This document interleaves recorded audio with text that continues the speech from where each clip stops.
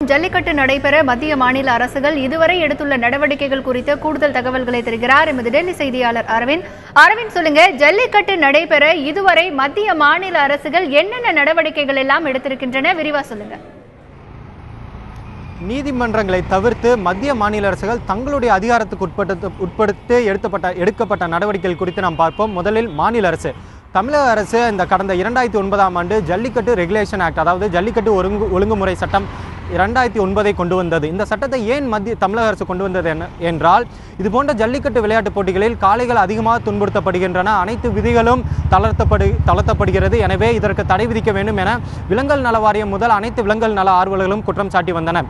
எனவே ஜல்லிக்கட்டை ஒழுங்குபடுத்துவதற்காக இதுபோன்ற குற்றச்சாட்டுகளை இவர்கள் முன்வைக்காதவாறு ஜல்லிக்கட்டை ஒழுங்குபடுத்துவதற்காக தமிழக அரசு ஜல்லிக்கட்டு ஒழுங்குமுறை சட்டம் 2009ஐ கொண்டு வந்தது. இதுதான் தமிழக அரசு தன்னுடைய அதிகாரத்துக்கு உட்பட்டு ஜல்லிக்கட்டுக்கு எடுக்கப்பட்ட நடவடிக்கை. அதே போல மத்திய அரசை பார்க்க வேண்டுமானால், கடந்த 2 ஆண்டுகளில் மத்திய அரசு எடுத்த முதல் நடவடிக்கை ஜனவரி 7, 2016ஆம் ஆண்டு மத்திய அரசு வெளியிட்ட ஒரு அறிவிக்கை. அதாவது, காளைகளை காட்சிப்படுத்தக்கூடாத விலங்குகள் பட்டியலில் வைத்திருந்தாலும் ஜல்லிக்கட்டு, ரேக்லா ரேஸ் போன்ற விளையாட்டுகளுக்கு கலாச்சாரம் அடிப்படையில் இந்த விளையாட்டுகளுக்கு நிபந்தனையுடன் விலக்களிக்க வேண்டும் என மத்திய அரசு ஒரு அறிவிக்கையை வெளியிட்டிருந்தது. இதுதான் மத்திய அரசு எடுத்த முதல் நடவடிக்கை கடந்த 2 ஆண்டுகளில்.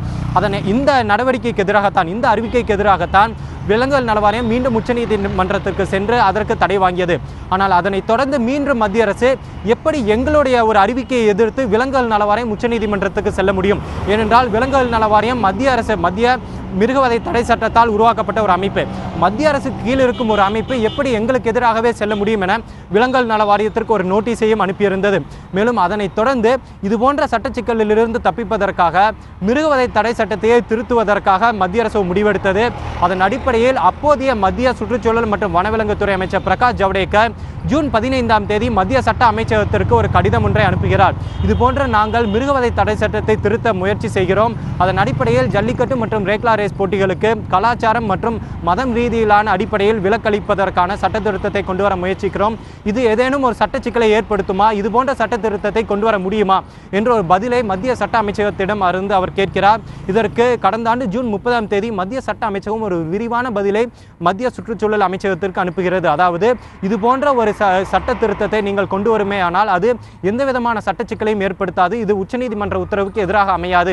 எனவே இந்த சட்ட திருத்தத்தை நீங்கள் கொண்டு வரலாம் என கடந்த ஆண்டு ஜூன் 30ஆம் தேதியே மத்திய சட்ட அமைச்சகம் ஒப்புதல் வழங்குகிறது. ஆனால் அதனைத் தொடர்ந்து அப்போதைய மத்திய சுற்றுச்சூழல் மற்றும் வனவிலங்கு அமைச்சராக இருந்த பிரகாஷ் ஜவடேகர் அந்த அமைச்சரவையிலிருந்து வேறொரு அமைச்சரவைக்கு மாற்றப்படுகிறார். அதனைத் தொடர்ந்து இந்த சட்ட திருத்தமும் எந்தவித முன்னேற்றமும் இல்லாமல் அப்படியே முடங்குகிறது. இந்நிலையில் அதனைத் தொடர்ந்து மத்திய அரசு அந்த விலங்குகள் நல வாரியம் அந்த அமைப்புக்கு மீதான ஒரு ஆடிட் ரிப்போர்ட்டை, அதாவது ஒரு ஆடிட் ரிப்போர்ட்டை செய்கிறது. அதன் அடிப்படையில் அந்த ஆடிட் ரிப்போர்ட்டில் பல்வேறு வழிமுறைகள், பல்வேறு நெறிமுறைகளை விலங்குகள் நல வாரியம் தளர்த்தியதாக கூறி அந்த விலங்குகள் நல வாரியத்தின் தலைவர் பொறுப்பிலிருந்து ரிட்டையர்ட் மேஜர் ஜெனரல் கர்க் விலக்கப்படுகிறார். அதற்கு பதிலாக அரசின் செயலாளரே விலங்குகள் நல வாரியத்தின் தலைவராக தற்போது நியமிக்கப்பட்டுள்ளார். இதுதான் கடந்த 2 ஆண்டுகளாக மத்திய அரசு எடுத்த நடவடிக்கை.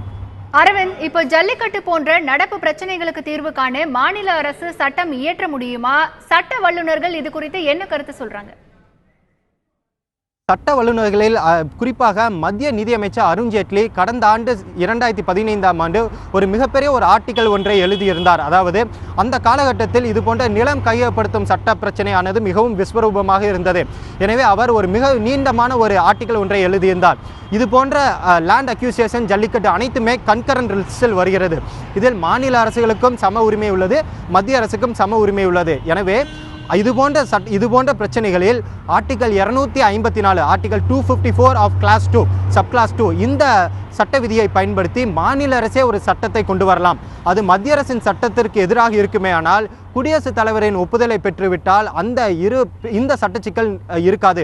எனவே மாநில அரசுகள் கன்கரண்ட் லிஸ்டில் இருந்தாலும், அந்த தலைப்பு கன்கரண்ட் லிஸ்டில் இருந்தாலும் ஆர்டிகல் 252 ஆஃப் கிளாஸ் 2ஐ பயன்படுத்தி ஒரு சட்டத்தை கொண்டு வந்து அதில் குடியரசுத் தலைவரின் ஒப்புதலை வாங்கலாம். இது தமிழகத்தில் முன்பே கடந்த 3 முறை தமிழகத்தில் இதுபோன்ற ஒரு சட்ட திருத்தம், இதுபோன்ற ஒரு சட்டம் கொண்டு வரப்பட்டுள்ளது. குறிப்பாக குறிப்பாக 2001ஆம் ஆண்டு தமிழக அரசு கொண்டு வந்த தமிழ்நாடு ஹைவேஸ் ஆக்ட் 2001 இதைத்தான் அருண்ஜேட்லி முன்னிலைப்படுத்துகிறார். தமிழக அரசு கடந்த நிலம் கையகப்படுத்துவதற்காக 2001ஆம் ஆண்டே இது போன்ற ஒரு சட்டத்தை கொண்டு வந்து அப்போதே குடியரசுத் தலைவரிடம் ஒப்புதல் வாங்கியுள்ளது.